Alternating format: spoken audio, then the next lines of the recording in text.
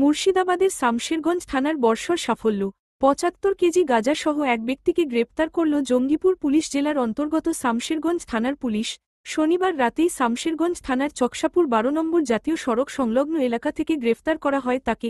Police জানিয়েছে, ধৃত ওই ব্যক্তির নাম অশোক দাস, তার বাড়ি কোচবিহার জেলা এলাকায়। ধৃতের কাছ থেকে মোট ৭৫ কেজি গাঁজা বাজেয়াপ্ত করেছে শামশেরগঞ্জ থানার পুলিশ।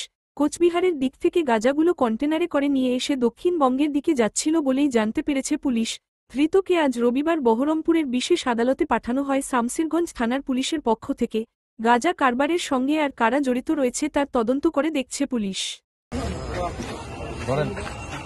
এই